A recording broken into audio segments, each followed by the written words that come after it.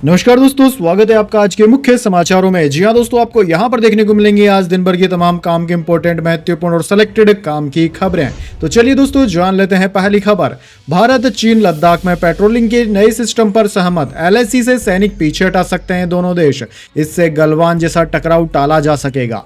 जी हां दोस्तों, प्रधानमंत्री मोदी की ब्रिक्स समिट में शिरकत से पहले भारत और चीन के बीच बड़ा समझौता हुआ है। दोनों देश लाइन ऑफ एक्चुअल कंट्रोल यानी कि LAC पर पेट्रोलिंग के लिए सहमत हो गए हैं। इससे पूर्वी लद्दाख में दोनों देशों के बीच सीमा विवाद सुलझ सकता है और टकराव में भी कमी आ सकती है। दरअसल दोस्तों, भारतीय विदेश मंत्रालय के सचिव विक्रम मिस्त्री ने सोमवार को इस समझौते की जानकारी दी। उन्होंने बताया कि पिछले कई हफ्तों से भारत और चीन के अधिकारी इस मुद्दे पर बातचीत कर रहे थे। सेना के अफसर भी बातचीत में शामिल थे। चलिए जान लेते हैं अगली खबर। फारूक अब्दुल्ला बोले, कश्मीर कभी पाकिस्तान का हिस्सा नहीं बनेगा। पड़ोसी आतंकी हमले रोके तभी बातचीत संभव। कल गांदरबल में 7 लोगों की टारगेट किलिंग हुई थी। जी हां दोस्तों, जम्मू कश्मीर के पूर्व CM और नेशनल कॉन्फ्रेंस के अध्यक्ष फारूक अब्दुल्ला ने सोमवार को कहा कि अगर इस्लामाबाद भारत के साथ दोस्ताना संबंध चाहता है तो उसे यहां आतंकी घटनाएं रोकनी होगी। उन्होंने कहा कि दोनों देशों में बातचीत हो सकती है, लेकिन पाकिस्तान हमारे निर्दोष लोगों को मारते हैं तो फिर बातचीत के लिए कहते हैं, यह संभव नहीं होगा। जब तक पड़ोसी देश जम्मू कश्मीर में हत्याएं बंद नहीं करता, तब तक नई दिल्ली और इस्लामाबाद के बीच में कोई बातचीत नहीं हो सकती। अमर अब्दुल्ला ने कहा कि मैं पाकिस्तान के शासकों से कहना चाहता हूं कि अगर वे वाकई भारत से दोस्ती चाहते हैं तो उन्हें यह सब बंद कर देना चाहिए। कश्मीर कभी पाकिस्तान का हिस्सा नहीं बनेगा। अब्दुल्ला की यह बात 20 अक्टूबर की रात गांदरबल में हुए हमले में 7 लोगों की मौत के बाद आई है। चलिए दोस्तों, जान लेते हैं अगली खबर। केजरीवाल के बंगले में ऐशो आराम के सामान, भाजपा का CM आवास की सुविधाओं को लेकर हमला। जी हां दोस्तों, भारतीय जनता पार्टी ने दिल्ली के मुख्यमंत्री आवास में उपलब्ध सुविधाओं को लेकर सोमवार को आम आदमी पार्टी पर जमकर हमला बोला। बीजेपी के राष्ट्रीय प्रवक्ता संबित पात्रा ने प्रेस कॉन्फ्रेंस कर कहा कि अरविंद केजरीवाल ने शपथ लिया था कि मैं लाल बत्ती की गाड़ी नहीं लूंगा, मैं अपने लिए सुरक्षा नहीं लूंगा, मैं बंगला नहीं लूंगा। पात्रा ने कहा कि PWD डिपार्टमेंट ने शीश महल के इन्वेंटरी को जारी किया है। शीश महल में कई ऐसी सुविधाएं हैं जो किसी जापनाहा को भी नहीं मिलती होगी। उनके आवास में बॉडी सेंसर, रिमोट कंट्रोल और मोटर ट्रैक लगे हैं। पूरे बंगले में ऐशो आराम के सामान है। 64 लाख की टीवी है। लाउड स्पीकर 5.4 लाख का है। Full body massage chair 4 lakh की है। सोफा 10 लाख का है। फ्रिज सेंसर 9 लाख का है। भाजपा प्रवक्ता ने कहा कि बंगले में स्टीम ओवन है। 6 लाख की चिमनी है। 2.5 लाख की कॉफी मशीन है। 22.5 लाख का हॉट शावर जनरेटर भी है। चलिए दोस्तों, जान लेते हैं अगली खबर। रूस बोला, भारत और चीन के साथ तिकड़ी मजबूत। दुनिया की ताकत एशिया में शिफ्ट हो रही है। इस साल ब्रिक्स में शामिल होंगे 4 नए देश। जी हां दोस्तों, रूस के विदेश मंत्री सर्गेई लावरोव ने ब्रिक्स समिट से ठीक पहले रूस भारत चीन तिकड़ी को लेकर बयान दिया है। उनका कहना है कि पिछले कुछ सालों से ये देश औपचारिक तौर पर नहीं मिले हैं, लेकिन आज भी ये एक मजबूत संबंध रखते हैं। न्यूज एजेंसी ANI के मुताबिक लावरोव ने एक रूसी मीडिया से इंटरव्यू में कहा कि कोविड और कुछ और चीजों की वजह से इन देशों बैठकें नहीं हुई। लावरोव ने कहा कि 1990 के दशक में रूस भारत चीन तिकड़ी की नियमित बैठकें आयोजित करने की पहल हुई थी। बाद में इस तिकड़ी का विस्तार हुआ जो आगे जाकर ब्रिक्स बनी। इसमें ब्राजील, साउथ अफ्रीका जुड़े। 1 जनवरी 2024 को ब्रिक्स में 4 नए मेंबर मिस्र, इथोपिया, ईरान और संयुक्त अरब अमीरात को भी शामिल किया गया है। चलिए दोस्तों, जान लेते हैं अगली खबर। चंद्रबाबू नायडू बोले, लोग ज्यादा बच्चे पैदा करें, जिनके 2 से ज्यादा बच्चे भविष्य में वही चुनाव लड़ेंगे। आंध्र में कई जिले ऐसे जहां सिर्फ बुजुर्ग हैं। जी हां दोस्तों, आंध्र प्रदेश के CM N चंद्रबाबू नायडू ने कहा है कि राज्य में लोगों की बढ़ती औसत उम्र चिंता का विषय है। परिवारों को कम से कम 2 या उससे ज्यादा बच्चे पैदा करने चाहिए। आने वाले समय में जिनके 2 या उससे ज्यादा बच्चे होंगे वही स्थानीय निकाय चुनाव लड़ पाएंगे। राज्य सरकार इसके लिए जल्द ही कानून भी बनाएगी। वहीं दोस्तों, नायडू ने आगे कहा कि आंध्र प्रदेश के कई जिले ऐसे हैं जहां गांवों में सिर्फ बुजुर्ग ही बचे हैं। साउथ के राज्यों में फर्टिलिटी रेट लगातार गिरता जा रहा है। देश में औसत प्रजनन दर जहां 2.1 है, वहीं साउथ स्टेट्स में यह आंकड़ा गिरकर 1.6 ही रह गया है। CM ने कहा है कि पहले वह पॉपुलेशन कंट्रोल की बात करते थे, लेकिन अब स्थिति बदल गई है। चलिए जान लेते हैं अगली खबर। मदरसे बंद करने के आदेश पर सुप्रीम कोर्ट की रोक। गैर मुस्लिम स्टूडेंट्स का सरकारी स्कूलों में ट्रांसफर भी नहीं होगा। केंद्र राज्य सरकारों को नोटिस। जी हां दोस्तों, सुप्रीम कोर्ट ने सोमवार को मदरसों को लेकर 2 फैसले दिए। पहला, केंद्र और राज्य सरकारों को मदरसे बंद करने के फैसले पर रोक लगा दी गई। राष्ट्रीय बाल अधिकार संरक्षण आयोग NCPCR ने 7 जून और 25 जून को राज्यों को इससे संबंधित सिफारिश की थी। केंद्र ने इसका समर्थन करते हुए राज्यों से इस पर एक्शन लेने को कहा था। वहीं दोस्तों, दूसरा फैसला, कोर्ट ने उत्तर प्रदेश और त्रिपुरा सरकार के उस आदेश पर भी रोक लगा दी गई है जिसमें मदरसों में पढ़ने वाले स्टूडेंट्स को सरकारी स्कूल में ट्रांसफर करना था। इसमें गैर मान्यता प्राप्त मदरसों के साथ साथ सरकारी सहायता प्राप्त मदरसों में पढ़ने वाले गैर मुस्लिम स्टूडेंट्स भी शामिल हैं। चलिए दोस्तों जान लेते हैं अगली खबर। आ रहा हूं मुंबई, सबको औकात बताएंगे, लॉरेंस बिश्नोई वाले मामले पर फिर बोले पप्पू यादव। जी हां दोस्तों, मुंबई में एनसीपी नेता और पूर्व मंत्री बाबा सिद्दीकी की हत्या के बाद बिहार के निर्दलीय सांसद पप्पू यादव ने गैंगस्टर लॉरेंस बिश्नोई को खुली चुनौती दे डाली। हाल ही में एक प्रेस कॉन्फ्रेंस के दौरान जब इससे जुड़ा सवाल पूछा गया तो पप्पू यादव भड़क उठे थे। अब इस पर सफाई देते हुए पप्पू यादव ने एक बार फिर कहा है कि मैं मुंबई आ रहा हूं, सबको औकात बताएंगे। पप्पू यादव ने एक्स पर लिखा, देखिए मैं किसी ट्रोलर को जवाब नहीं देता हूं, हाँ उन्हें बेनकाब जरूर करता हूं। बिहार में 100 लोग जहरीली शराब से मारे गए, 50 लाख से अधिक लोग बाढ़ से प्रभावित हैं। मीडिया खामोश है तो मैं भी उन पर बात न कर अपराधियों पर चर्चा करता। आ रहा हूं मुंबई, सबको औकात बताएंगे। दरअसल दोस्तों पप्पू यादव से लॉरेंस बिश्नोई को लेकर जो बयान दिया गया था उसको लेकर सवाल पूछा गया था। इस पर वो भड़क उठे। पत्रकारों से उन्होंने कहा कि मैंने आपको पहले ही कहा था न कि आप यह सब फालतू सवाल यहाँ मत कीजिए। हमको जो बोलना था हम ट्वीट से बोल दिए हैं, अब जो बोलना होगा मुंबई में बोलेंगे। चलिए दोस्तों जान लेते हैं इसके बाद अगली बड़ी खबर। फ्लाइट्स में बम की धमकी पर लीगल एक्शन लेगी सरकार, एविएशन मिनिस्टर बोले दोषियों को नो फ्लाई लिस्ट में डालेंगे। अब तक 100 धमकियां मिल चुकी है। जी हां दोस्तों, सिविल एविएशन मिनिस्टर के राम मोहन नायडू ने सोमवार को कहा कि फ्लाइट्स में बम की धमकियों से निपटने के लिए कानूनी कार्यवाही करने की योजना बनाई जा रही है। धमकी देने वालों को नो फ्लाई लिस्ट में डाला जाएगा। एविएशन सिक्योरिटी नियमों के साथ ही सिविल एविएशन एक्ट 1982 में संशोधन की भी योजना बनाई जा रही है। वहीं दोस्तों bureau of civil aviation security के महानिदेशक जुल्फिकार हसन और central industrialist security force CISF के महानिदेशक राजविंदर सिंह भट्टी ने भी सोमवार को केंद्रीय गृह सचिव गोविंद मोहन से भी मुलाकात की। दोस्तों गृह मंत्रालय ने फ्लाइट्स में बम की धमकियों के संबंध में सिविल एविएशन मिनिस्ट्री और बीसीएएस से डिटेल्स रिपोर्ट भी मांगी है। चलिए दोस्तों जान लेते हैं अगली खबर। कनाडा में भारत के पूर्व हाई कमिश्नर बोले टुंड्रो खालिस्तान समर्थक, खालिस्तानी आतंकी कनाडा की जमीन से भारत के खिलाफ काम कर रहे हैं। जी हां दोस्तों, कनाडा में भारत के हाई कमिश्नर रहे संजय वर्मा ने जस्टिन टुंड्रो सरकार पर खालिस्तानियों को पनाह देने का आरोप लगाया है। वर्मा ने भारत लौटने से ठीक पहले रविवार को कनाडाई न्यूज चैनल CTV को एक इंटरव्यू दिया जिसमें उन्होंने कहा कि कनाडाई खुफिया एजेंसी CSIS खालिस्तानी कट्टरपंथी और आतंकवादियों को बढ़ावा दे रही है। हाई कमिश्नर वर्मा ने कहा कि कनाडा में रहने वाले खालिस्तानी आतंकी भारतीय नहीं बल्कि कनाडा के नागरिक हैं। चलिए दोस्तों जान लेते हैं अगली खबर। प्रदूषण से सावधान, दिल्ली से पहले बिगड़ी बिहार की हवा, पटना समेत कई शहरों का AQI खराब।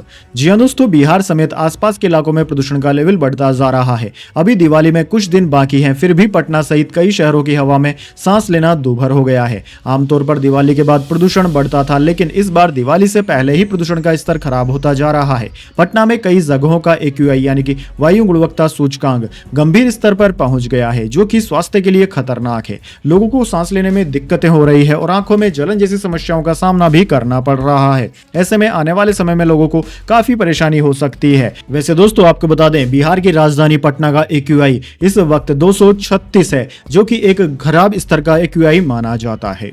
चलिए दोस्तों जान लेते हैं अगली खबर। 24 अक्टूबर को ओडिशा के तटों से टकराएगा साइक्लोन दाना।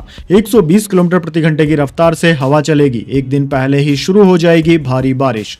जी हां दोस्तों, अंडमान सागर से उठा चक्रवाती तूफान दाना 23 अक्टूबर तक बंगाल की खाड़ी पहुंच जाएगा। 24 अक्टूबर को यह ओडिशा पश्चिम बंगाल के तट से टकराएगा। भारतीय मौसम विज्ञान विभाग ने साइक्लोन के लैंडफॉल की जानकारी नहीं दी है। अनुमान है कि यह पूरी से टकरा सकता है। तूफान का नाम दाना सऊदी अरब ने दिया है। दाना का मतलब उदारता होता है।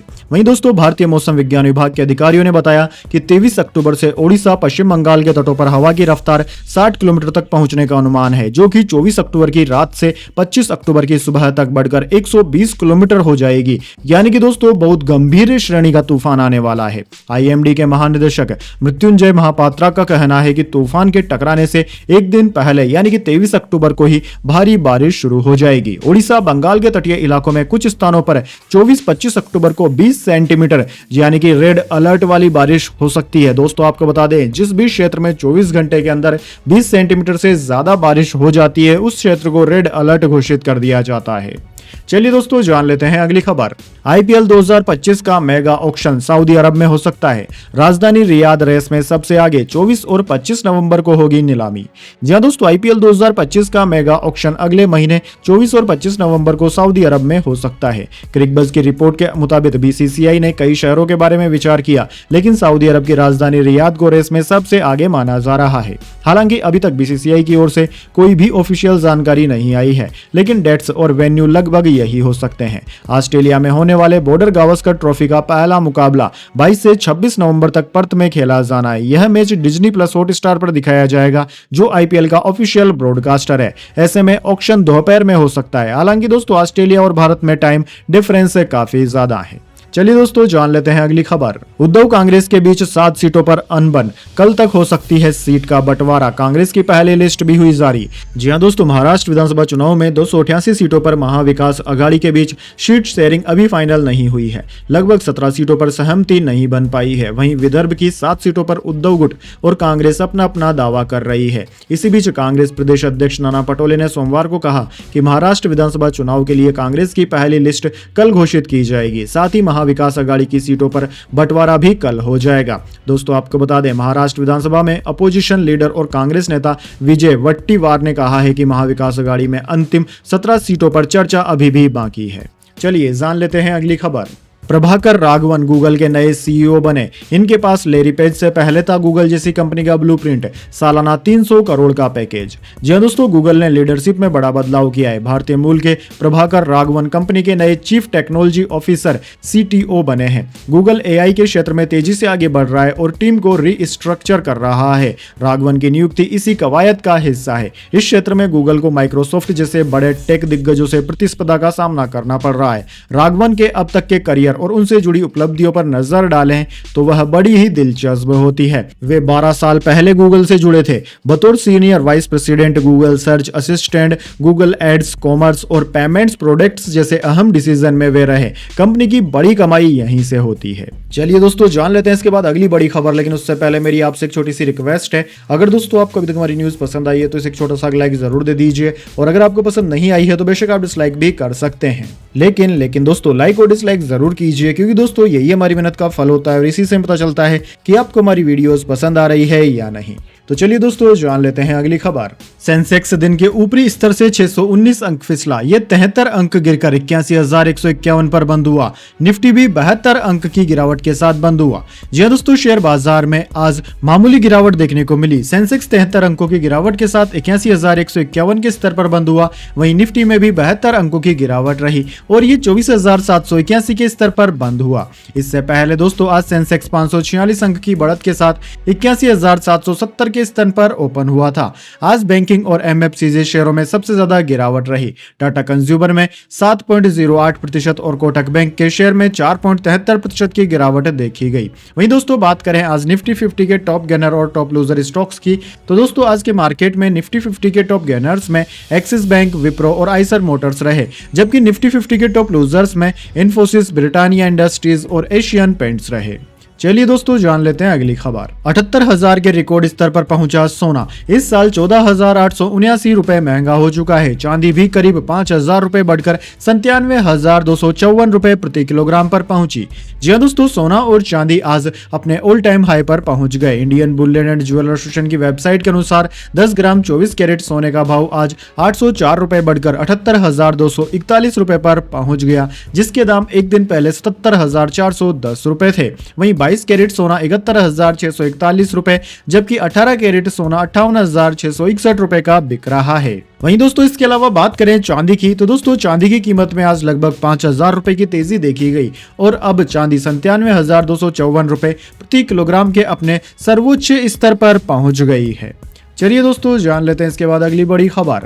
सलमान खान ने काले हिरण को मारा था। एक्स गर्लफ्रेंड सोमी अली का खुलासा, बोली मैं माफी मांगूंगी। जी हां दोस्तों, सलमान खान की एक्स गर्लफ्रेंड सोमी अली इन दिनों अपने बयानों के चलते खबरों में बनी हुई है। वो जल्द ही हिंदुस्तान आने वाली है। सोमी अली ने एबीपी न्यूज से बातचीत में कहा कि वो जेल में जाकर लॉरेंस बिश्नोई से मिलना चाहती है। इसके अलावा उन्होंने कहा कि वो मंदिर जाकर माफी भी मांगना चाहती है। सोमी अली ने कहा है कि सलमान खान ने काले हिरण को मारा था, लेकिन सलमान खान को पता नहीं था कि विश्नोई समाज काले हिरण को पूजता है और भगवान की तरह मानता है। मैं यकीन के साथ कह सकती हूँ कि सलमान को इसके बारे में नहीं पता था। मुझे ये बात इसलिए पता है क्योंकि सलमान जब जोधपुर से वापस आए थे तो उन्होंने मुझे इसके बारे में बताया था। उस वक्त मैं उनके साथ रिलेशनशिप में थी। चलिए दोस्तों जान लेते हैं अगली खबर। कश्मीर हमला, लश्कर के संगठन टीआरएफ ने ली जिम्मेदारी। रेकी के बाद टनल साइट पर की थी फायरिंग। डॉक्टर समेत 6 मजदूरों की मौत, 3 बिहार के थे। जी हां दोस्तों, जम्मू कश्मीर के गांदरबल में रविवार देर रात हुए आतंकी हमले की जिम्मेदारी लश्कर ए तैयबा संगठन द रेजिस्टेंस फ्रंट टीआरएफ ने ली है। सूत्रों से मिली जानकारी के अनुसार टीआरएफ चीफ शेख सज्जाद गुल इस हमले का मास्टरमाइंड था। दोस्तों, गांदरबल के गगनगीर इलाके में श्रीनगर लेह नेशनल हाईवे के टनल कंस्ट्रक्शन साइट पर आतंकवादियों ने फायरिंग की। हमले में बड़गांव के डॉक्टर शहनवाज मीर और पंजाब बिहार के 6 मजदूरों की जान चली गई है। चलिए दोस्तों जान लेते हैं अगली खबर। दिल्ली स्कूल ब्लास्ट, पॉलीथीन में विस्फोटक रखा गया था, 1 फीट गहरे गड्ढे में छिपाकर कचरे से ढका। एनएसजी समेत 4 सुरक्षा एजेंसियां जांच में जुटी। जी हां दोस्तों, दिल्ली के रोहिणी सेक्टर 14 में सीआरपीएफ स्कूल के पास हुए धमाके में लगातार नए खुलासे हो रहे हैं। दिल्ली पुलिस ने सोमवार को बताया कि स्कूल की दीवार के पास पॉलीथीन बैग में विस्फोटक रखा गया था। बैग को 1 फीट गहरे गड्ढे में छिपाकर रखा गया। इसके बाद इसे कचरे से ढक दिया गया था ताकि यह किसी की नजर में न आए। इसके अलावा दोस्तों, दिल्ली पुलिस ने आसपास लगे सीसीटीवी फुटेज भी चेक किए हैं। एक दिन पहले के फुटेज में दिल्ली पुलिस को दीवार के पास एक सफेद टी शर्ट पहने शख्स दिखाई दिया। पुलिस इस संदिग्ध शख्स की तलाश में जुटी हुई है। चलिए दोस्तों जान लेते हैं अगली खबर।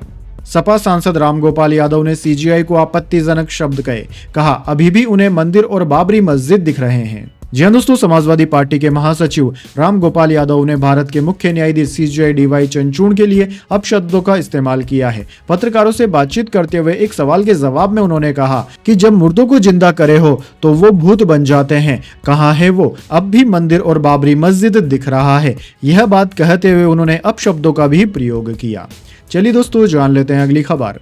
पीडब्ल्यूडी बोला केजरीवाल के घर में 5.6 करोड़ के 80 पर्दे, 15 करोड़ की सैनिटरी फिटिंग। भाजपा बोली 12 करोड़ का स्मार्ट टॉयलेट है गायब। जी हां दोस्तों, दिल्ली के पूर्व सीएम अरविंद केजरीवाल के 6 फ्लैग स्टाफ रोड बंगला खाली करने के बाद पीडब्ल्यूडी की ओर से इन्वेंट्री लिस्ट यानी कि सामान की सूची रविवार को जारी की गई। इसमें बताया गया कि केजरीवाल के घर में बॉडी सेंसर और रिमोट कंट्रोल सिस्टम वाले कुल 80 पर्दे लगे थे। इन पर्दों की कीमत 4 करोड़ से 5.6 करोड़ रुपए थी। साथ ही बाथरूम में 15 करोड़ रुपए की वाटर सप्लाई और सैनिटरी फिटिंग की गई थी। इसके अलावा लिस्ट में किचन और बाथरूम के भी लाखों करोड़ों की कीमत वाले सामान का जिक्र है। यानी कि दोस्तों, अगर पीडब्ल्यूडी की रिपोर्ट की माने तो अरविंद केजरीवाल अपने बंगले में एक राजाओं की तरह आलीशान जिंदगी जी रहे थे। चलिए दोस्तों जान लेते हैं अगली खबर। धोनी के आईपीएल खेलने पर सीएसके के सीईओ बोले अब तक कुछ कंफर्म नहीं, बतौर अनकैप्ड प्लेयर शामिल हो सकते हैं। जी हां दोस्तों, चेन्नई सुपर किंग्स के सीईओ काशी विश्वनाथन ने बताया कि टीम के पूर्व कप्तान महेंद्र सिंह धोनी ने अब तक कंफर्म नहीं किया है कि वे अगले सीजन में खेलेंगे या नहीं। फ्रेंचाइजी को उम्मीद है कि धोनी उपलब्ध होंगे और बतौर अनकैप्ड प्लेयर उनको रिटेन किया जा सकेगा। आईपीएल के नए नियम के मुताबिक 43 वर्षीय एमएस धोनी को चेन्नई अनकैप्ड प्लेयर के तौर पर खरीद सकती है। हालांकि अभी को लेकर टीम की तरफ से कोई अपडेट नहीं आया है। चलिए दोस्तों जान लेते हैं अगली खबर। गुजरात यूनिवर्सिटी मानहानि केस में केजरीवाल की याचिका हुई खारिज। समन के खिलाफ सुप्रीम कोर्ट पहुंचे थे। प्रधानमंत्री मोदी की डिग्री को फर्जी बताया था। जी हां दोस्तों, गुजरात यूनिवर्सिटी मानहानि केस से जुड़ी दिल्ली के पूर्व मुख्यमंत्री अरविंद केजरीवाल की याचिका सुप्रीम कोर्ट से खारिज हो गई है। जस्टिस ऋषिकेश रॉय और जस्टिस SVN भट्टी की बेंच ने सोमवार को कहा कि संजय सिंह के खिलाफ भी इसी केस से जुड़ी याचिका लगाई गई थी जो 8 अप्रैल को खारिज कर दी गई थी। हमें इस याचिका को लेकर भी एक जैसी अप्रोच रखनी होगी। दरअसल दोस्तों, अरविंद केजरीवाल और आम आदमी पार्टी नेता संजय सिंह ने मार्च 2023 में एक प्रेस कॉन्फ्रेंस के दौरान प्रधानमंत्री मोदी की डिग्री को लेकर सवाल उठाए थे। ये डिग्रियां गुजरात यूनिवर्सिटी से जारी की गई थी। तो दोस्तों, यह थी आज की तमाम बड़ी खबरें। इसके बाद दोस्तों बारी आती है आज के माइंड क्विज क्वेश्चन की। जी हां दोस्तों, एक आसान से सवाल का जवाब देकर आप जीत सकते हैं एक सरप्राइज गिफ्ट हमारे यूट्यूब चैनल की ओर से। तो दोस्तों, आज का सवाल आपकी स्क्रीन पर आ चुका है। भारत में सांसद का चुनाव यानी कि लोकसभा का चुनाव लड़ने के लिए कितनी उम्र होनी चाहिए? जी हां दोस्तों, अगर आप जानते हैं कि भारत में लोकसभा सांसद का चुनाव लड़ने के लिए कैंडिडेट की उम्र कितनी होनी चाहिए, अगर आप जानते हैं इस सवाल का जवाब तो जल्दी से कमेंट बॉक्स में लिख दीजिए। अगर दोस्तों आपका जवाब होता है एकदम सही और आप चुने जाते हैं लकी विजेता के रूप में, तो आपको मिल सकता है एक सरप्राइज गिफ्ट हमारे यूट्यूब चैनल की ओर से। तो दोस्तों जल्दी से अपना उत्तर कमेंट बॉक्स में लिख दीजिए, वीडियो को लाइक कर लीजिए और चैनल को सब्सक्राइब करके बेल आइकन भी दबा लीजिए। धन्यवाद। वंदे मातरम। जय हिंद, जय भारत।